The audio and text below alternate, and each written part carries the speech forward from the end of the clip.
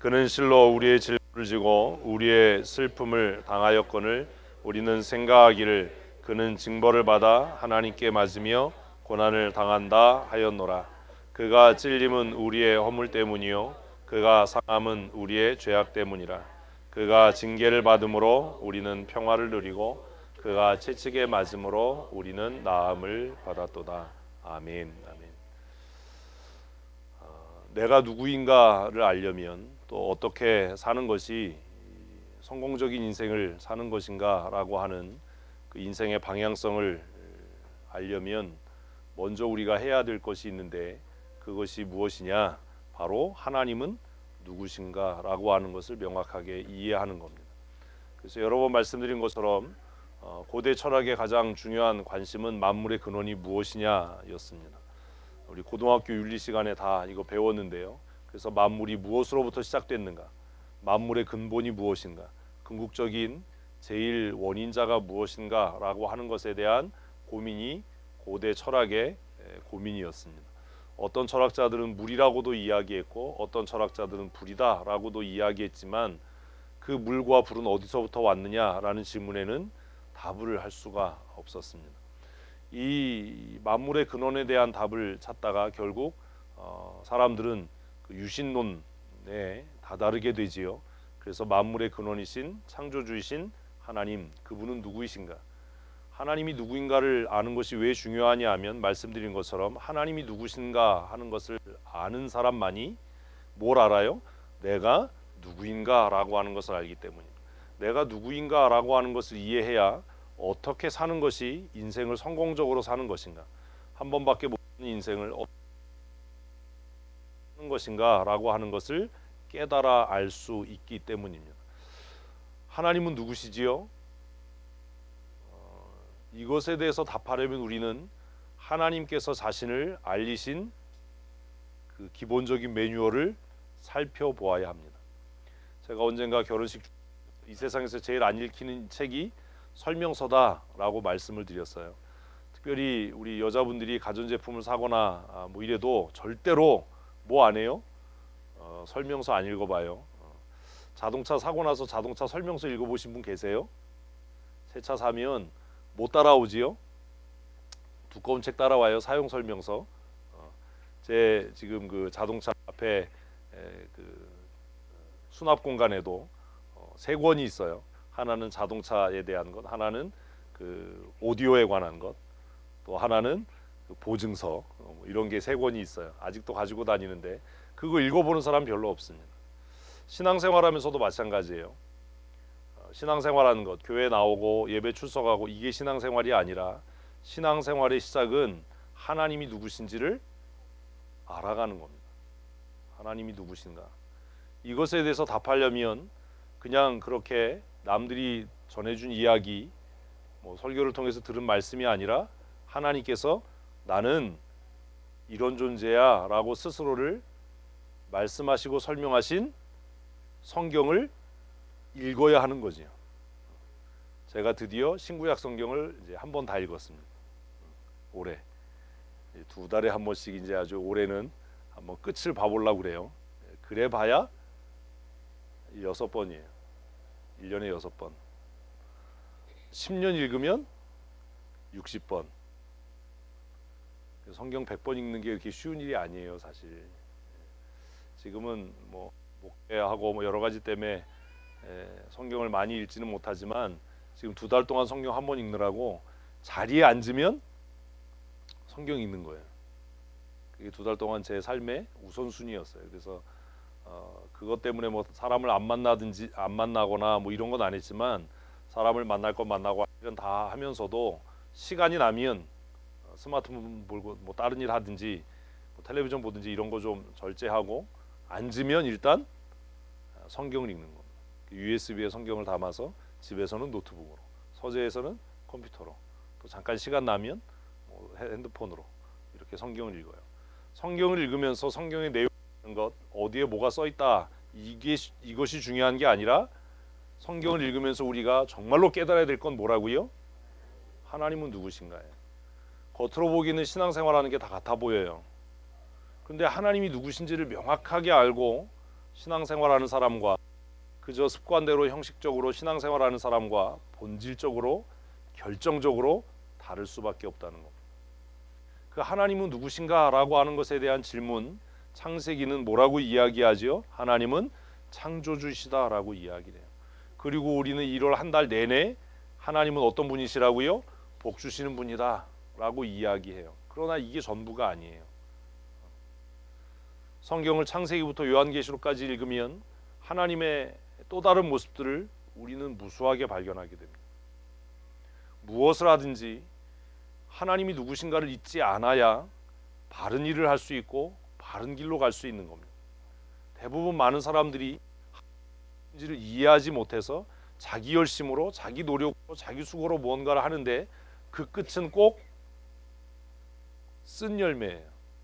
열심히 했는데 다툼이 일어나고 최선을 다했는데 버려지고 화평이 깨지는 일들을 우리는 경험합니다. 왜냐하면 하나님이 누구신지를 명확하게 알지 못한 채로 그 일들을 하기 때문입니다. 시중에 많은 기독교 서적들이 나와 있습니다. 근데 그 책들을 읽어보면 중간중간 정말 말도 안 되는 이야기들이 많아요. 왜 그런 일이 생겨요? 신학을 학문으로 배운 거예요. 신학교에서 신학을 학문으로 배워서 성경이 말씀하시는 하나님, 하나님의 속성, 하나님의 성품, 하나님은 어떤 일을 하시는지, 그리고 하나님이 하실 때 어떤 방식으로 하시는지를 이해하지 못하는 겁니다. 박사가 되고 목회학 박사가 되고 선교학 박사가 됐는데도 하나님께서 일하시는 방법을 알지 못하니까 선교를 할 때 어떻게 해요? 인본적으로요. 세속적으로요. 목회를 하는데 정말 인본적으로 하는 겁니다. 또 하나님에 대해서 알지 못하니까 그냥 보여지는 현상을 따라서 우리가 소위 말하는 신령한 은사를 쫓아서 그렇게 목회를 합니다. 지금 당장은 그게 잘 되는 것 같고 그것이 형통한 것 같지만 그러나 그 끝은 파멸이고 죽음일 수밖에 없는 이유는 성경이 말하는 하나님과 내가 알고 추구하는 삶이 일치하지 못하기 때문입니다. 하나님은 누구신가라는 이 질문에 있어서 성경이 창세기부터 요한계시록까지 정말 끊임없이 계속해서 강조하고 또다시 강조하고 있는 하나님의 대표적인 속성은 공의의 하나님입니다. 하나님은 어떤 분이라고요? 공의의 하나님입니다. 공의의 하나님이란 뭐지요? 행한 대로 갚는 거예요. 어떻게 갚으신다고요? 행한 대로요. 내가 행한 대로. 그래서 창세기부터 예수님의 재림과 심판을 말씀하시는 요한계시록까지를 읽어보면 심판은 하나님이 뭐 재판석에 앉아서 너 천국, 너 지옥 이게 아니에요. 알아서 가는 거예요. 어떻게 해요? 내가 행한 대로요. 내가 행한 대로. 그래서 말하는 것도 행동하는 것도 우리가 조심하고 내가 성경대로 하고 있나? 내가 말씀대로 살고 있나? 라고 하는 것들을 끊임없이 반문해야 하는 이유는 하나님의 성품 중에 가장 중요한 성품은 뭐라고요? 공의의 하나님이시라는 거예요. 내가 말한 대로.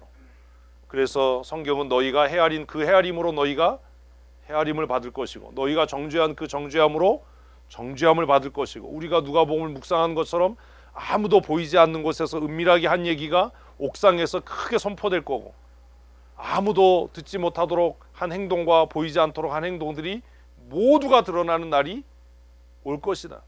그 외식을 하나님이 그 가식을 드러나게 하실 것이다 라고 경고하고 있는 겁니다.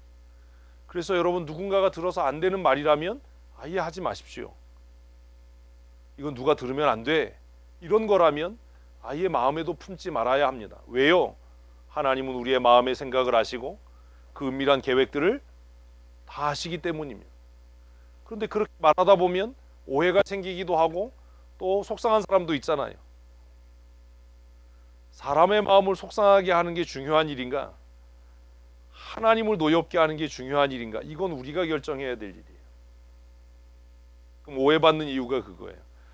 뭐 뒤로 다른 계산하거나 다른 생각하지 않아요. 그냥 우리가 똑같다라고 이야기하잖아요. 그래서 그냥 있는 이야기를 다 합니다. 그래서 어떤 사람들은 목사님 왜 저렇게 얘기하지? 그래서 그것 때문에 불편할지 모르지만 마음속에 다른 생각을 가지고 입으로 하는 말이 그 생각과 일치하지 않는다면 나는 하나님 앞에 정직하지 않은 사람입니다. 사람 앞에는 인기가 올 수 있을지 모르지만 많은 사람들이 그렇게 이야기합니다.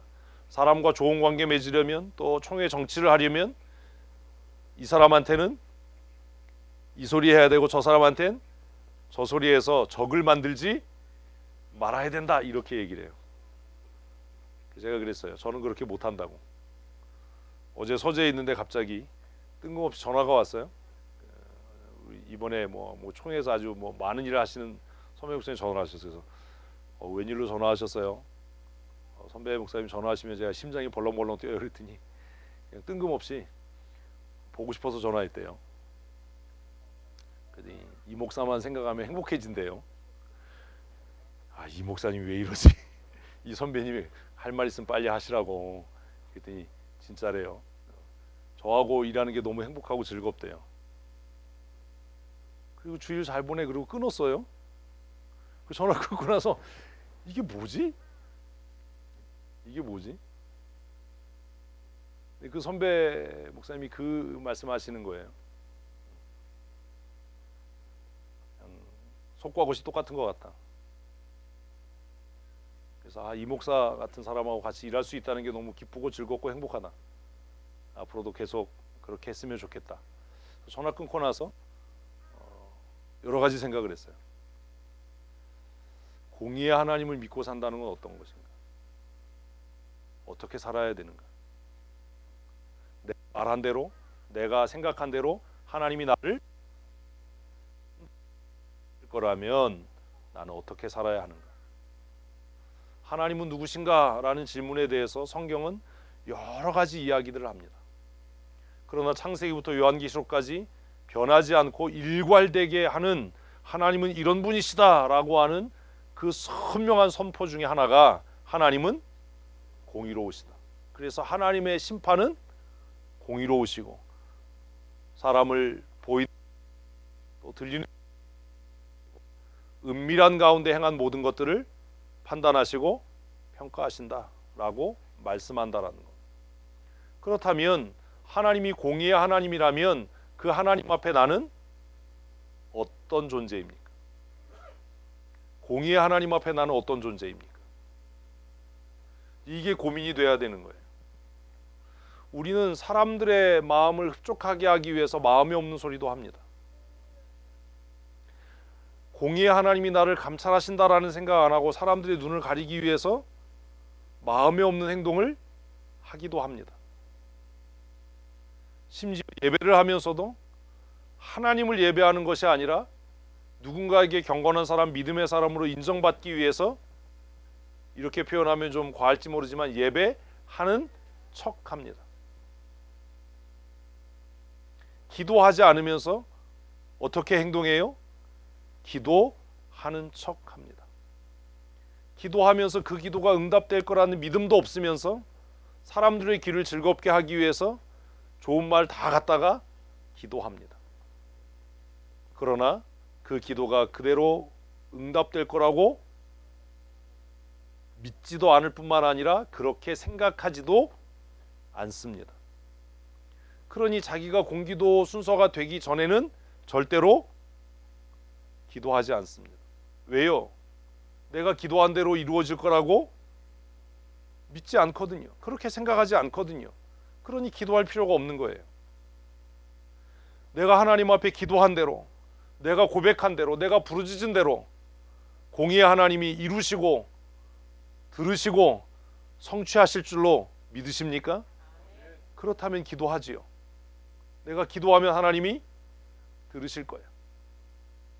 불의가 없으신 하나님이 내 기도에 응답하실 거야.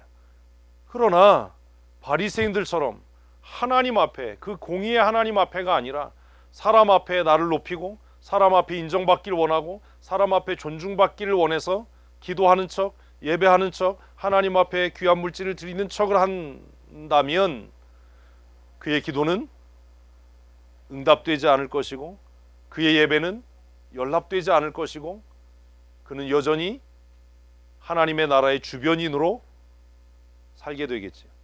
우리는 그런 사람을 종교인이라고는 얘기하지만 성도, 그리스도인이라고는 이야기하지 않습니다. 공의의 하나님, 하나님이 공의의 하나님이다라고 하는 것을 깨달아서 잊지 않는 사람은 자기 자신에 대해서 명확한 정체성을 갖게 되는데, 그 명확한 정체성이 뭐예요? 나는 죄인이다예요. 그래서 로마서 3장 23절 말씀에 보면 뭐라고 이야기해요? 모든 사람이 죄를 범하였음에 하나님의 영광에 이르지 못하더니. 아멘. 여러분, 이거 외워야 합니다. 성경이 말하는 인간의 정체성이에요. 모든 사람이, 아담 이후에 태어난 모든 인류가 누구를 포함한? 나를 포함한 거죠. 사실 정확하게 말하면 그냥 내가라고 이야기해야 되는 거예요. 내가 무엇이기 때문에? 죄인이기 때문에 뭐 할 수 없어요? 하나님의 영광에 이를 수 없어요. 이걸 구체적으로 얘기하면 하나님의 영광이 뭐지요? 하나님의 영광이 뭡니까? 이런 것들이 정리돼야지요. 로마서 3장 23절이 말하는, 바울 사도가 말하는 내가 죄를 범해서 하나님의 영광에 이르지 못한다라고 할 때 여기서 말하는 하나님의 영광이 뭡니까? 구체적으로 뭡니까?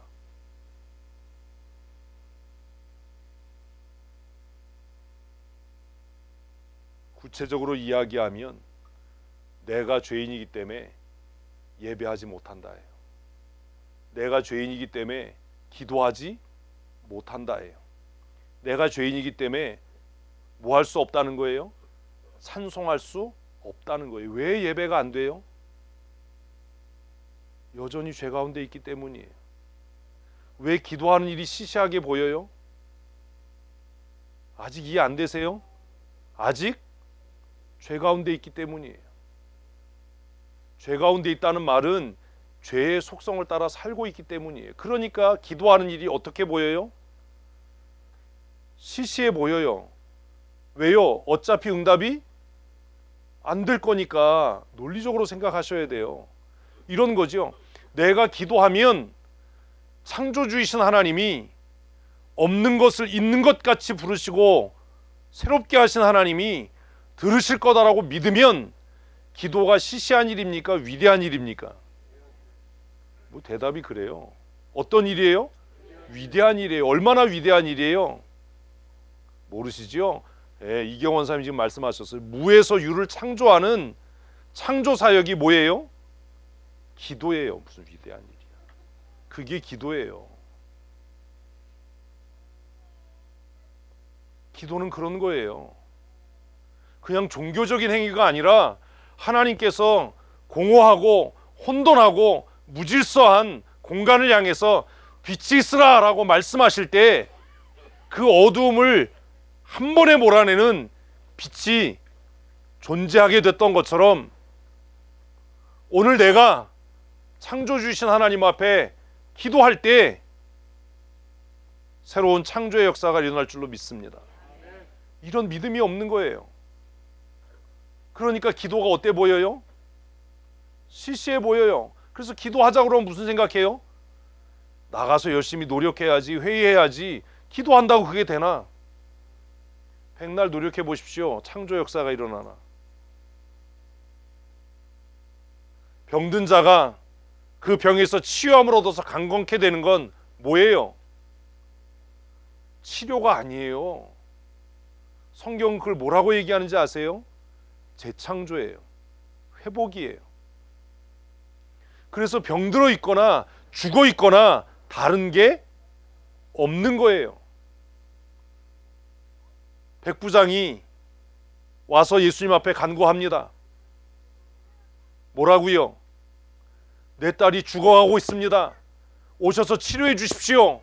그런데 예수님이 가는 도중에 그 딸이 죽었어요. 그러니까 하인들이 와서 이야기합니다. 더 선생님을 괴롭게 하지 마십시오. 죽었으니까. 그들은 이해할 수 없었어요. 그런데 예수님은 뭐라고 말씀하셔요? 두려워하지 말고 믿기만. 큐티를 안 하니까 이런 일이 생기는 거예요. 큐티책 사서 큐티를 안 하니까. 두려워하지 말고 믿기만 해라.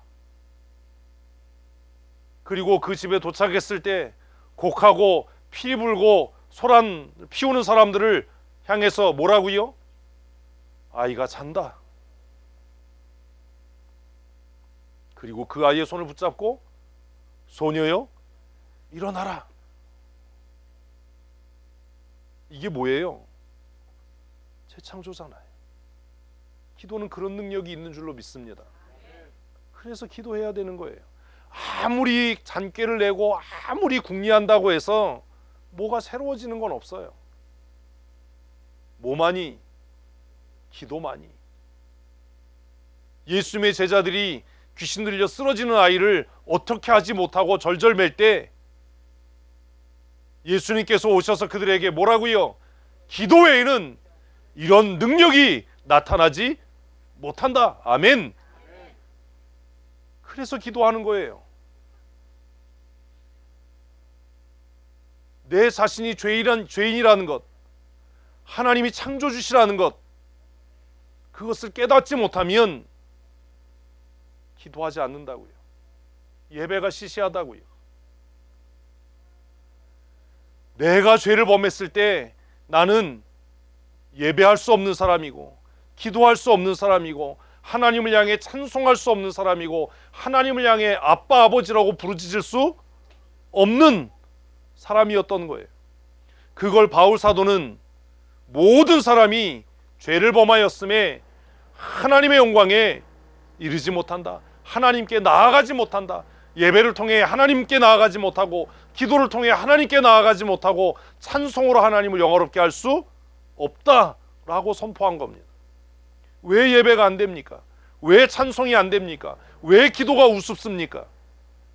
여전히 어떻게 살기 때문이에요?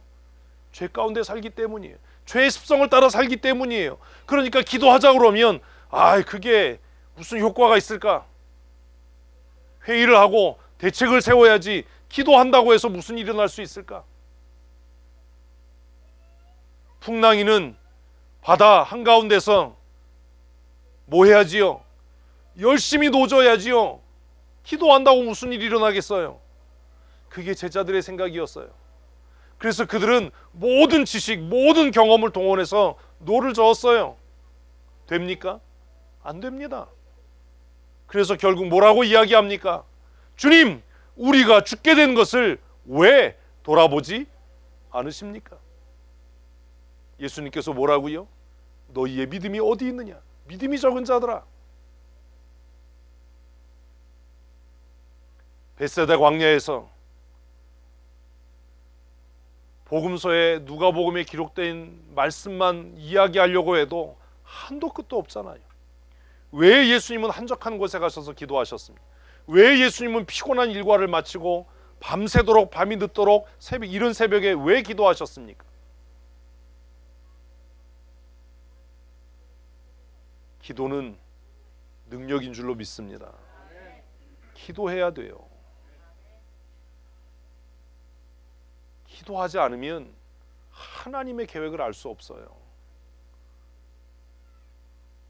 오늘 교회의 슬픔이 뭔지 아세요? 기도하지 않는 사람들이 주의 일을 하겠다는 거예요. 어떻게 주의 일이 됩니까?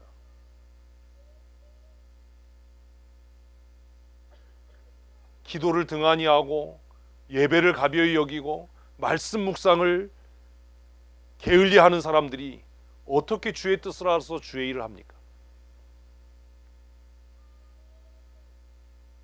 인간의 노력과 지혜로 수고로 하나님을 알 수 없잖아요. 왜요? 하나님의 영광에 이르지 못한다라고 이야기했으니까요. 그래서 제가 목회하면서 배운 게 그거예요. 예배 태도를 보면 그 사람의 신앙의 상태를 알 수 있다. 예배 길이가 문제가 아니에요. 예배 내용이 문제가 아니에요. 내가 여전히 어디 가운데 있는가? 죄 가운데 있는가? 은혜 가운데 있는가의 문제예요.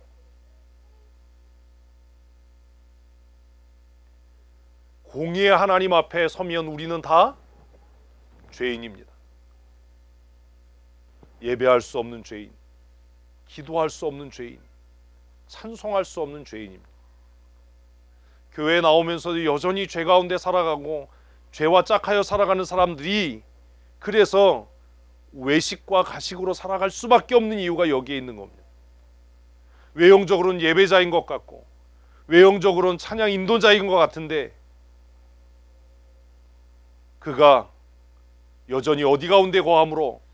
죄 가운데 거함으로 하나님의 영광에 이르지 못하는 거예요.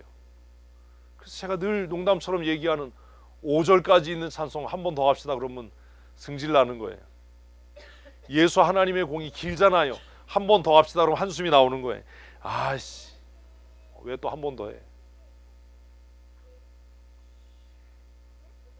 성경은 우리 모두를 하나님 앞에 예배할 수 없고 하나님 앞에 기도할 수 없고 하나님 앞에 예배할 수 없는 죄인이다 라고 선언합니다. 한번 하십시다. 하나님, 나는 죄인입니다. 아멘. 여러분, 이거 잊지 말아야 합니다. 기도하지 않으면, 예배하지 않으면 우리는 우리 자신이 인지하지 못하는 상황에서 죄의 속성을 따라 말합니다. 죄의 속성을 따라 행동하게 됩니다. 왜 예배하고 왜 기도하고 왜 하나님 앞에 찬송해야 하는지 아십니까? 내 안에 나를 지배하려고 하는 그 죄와 싸워 승리하기 위함입니다.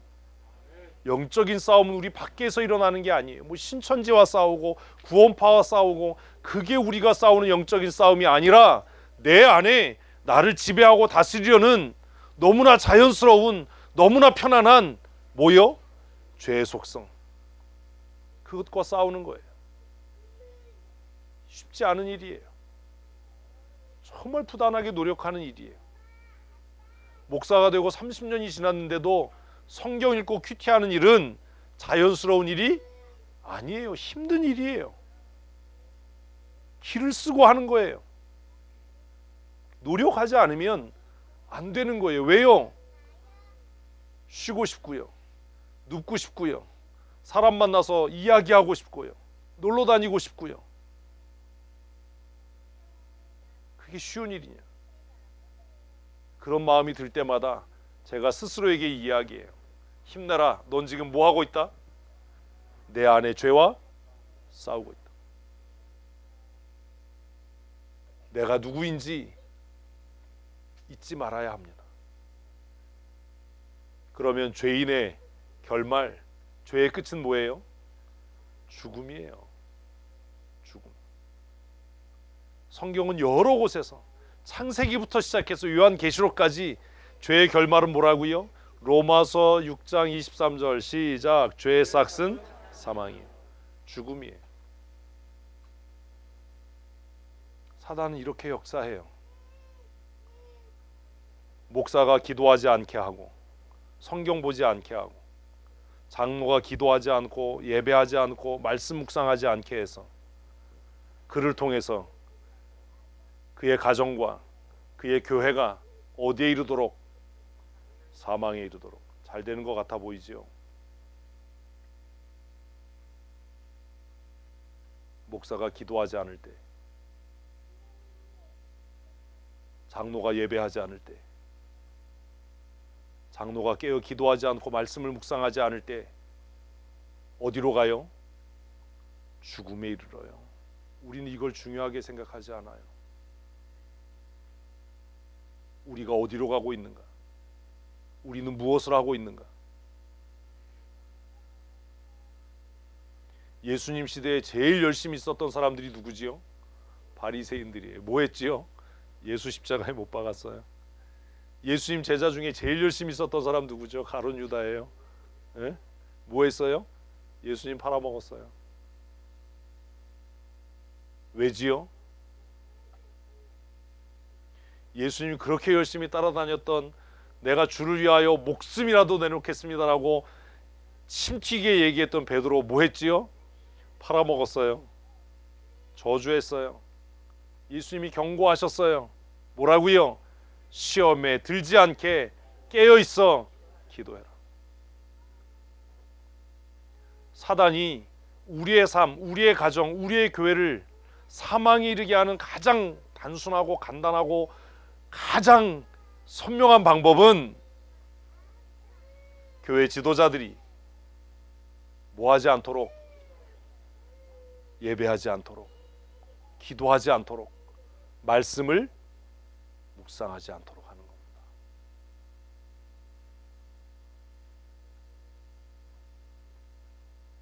목사님들이 늘 하는 생각이 뭐게요?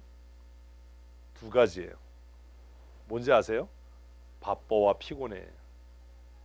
아, 바빠. 뭐 하느라고 바빠요? 회의하느라고 바빠요. 신방하느라고 바빠요. 설교 준비하느라고 바빠요. 사람 만나느라고 바빠요. 그래서 뭐 해요? 피곤해요. 바빠와 피곤해. 그래서 뭐 하지 않아요? 기도하지 않아요. 뭐 하지 않아요? 말씀을 묵상하지 않아요. 뭐 하지 않아요? 설교는 하는데 예배하지 않아요.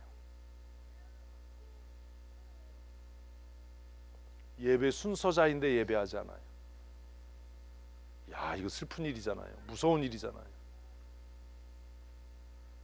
늘 바쁘다, 뭐하다, 피곤하다. 사단은 우리에게 그렇게 접근을 해요. 아, 바빠, 피곤해. 그래서 나는 기도할 수 없고, 나는 바쁘고 피곤해서 예배할 수 없고, 나는 바쁘고 힘들고 피곤해서 하나님을 찬송할 수 없어. 그 결과가 뭔지 아세요?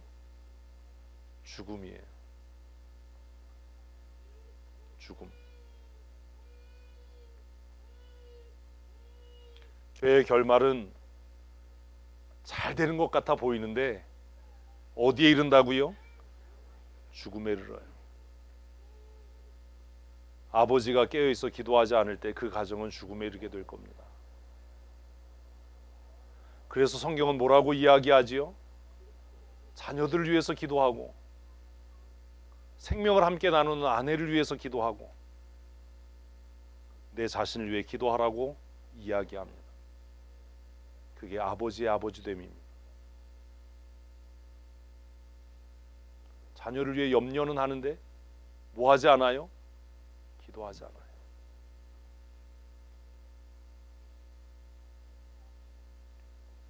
여인들에 대해서도 너희의 외모를 꾸미지 말고 단정한 믿음으로 너희 자신을 꾸미라고 이야기를 해요. 현숙한 아내는 하나님께로부터 난다라고 이야기를 해요. 여호와를 경외하는 여자가 존경과 높임을 받는다라고 성경은 말씀해요. 죄는 우리의 마음과 생각을 지배하고 다스려서 더 이상 우리로 하여금 예배하지 않고, 기도하지 않고, 찬송하지 않고도 살아갈 수 있고 살 수 있다라고 착각하게 하는 겁니다. 그래서 회의는 열심히 하는데 뭐는 안 해요? 기도하지 않고 예배하지 않아요. 총회나 연합회 하면 그렇게 얘기합니다. 목사님, 회의 순서가 기니까 오늘 말씀은 짧게 좀 해주세요. 예배 짧게 끝나고 회의할 때는 뭐 별 시답지도 않은 얘기 가지고 그냥 1시간이고 2시간이고 그걸 해요. 이게 과연 옳은 일인가?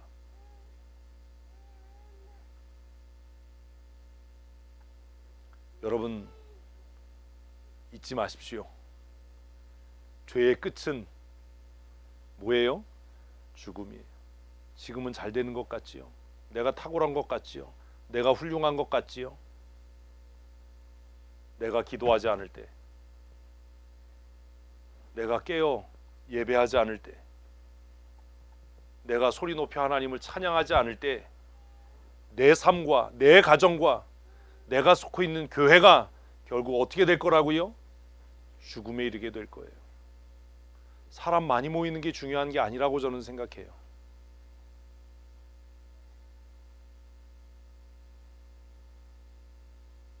여러분의 삶은 안녕하십니까? 여러분의 기도 생활과 경건 생활과 여러분의 예배 생활은 안녕합니까? 제가 염려하고 두려워하는 것 중에 하나가 이겁니다. 그래서 이제 올해 두 번째 안식년을 맞이하는 이 텀을 시작하면서, 사실 올해가 안식년이거든요. 올해는 다른 건 몰라도 두 달에 한 번은 성경 읽자.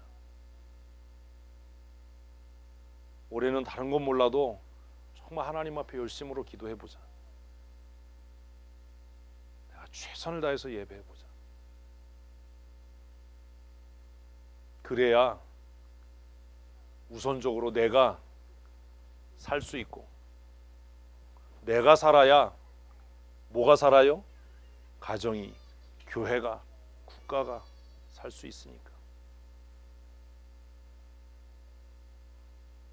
하나님은 공의의 하나님이시고, 그 공의의 하나님 앞에 우리는 여전히 죄인이고, 그 죄의 결과는 하나님의 영광에 이르지 못함으로 죽음에 이르게 되는 겁니다.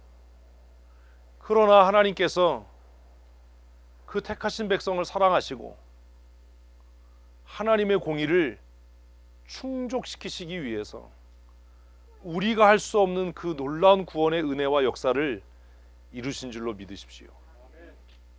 창세 때부터 하나님은 그것을 계획하셨어요. 그리고 예수님이 탄생하기 600년 전에 이사야를 통해서 우리가 너무나 잘 아는 말씀대로 선포하셨어요. 성경에 하나님이 기록하셨다라고 하는 것은 하나님이 계약서에 서명하신 거예요. 구두로 하는 건 의미가 없잖아요. 좋을 땐 좋은 거지만 문제 생기면 구두로 한 얘기는 아무런 효력이 없잖아요. 하나님께서 친히 하나님의 사람을 통해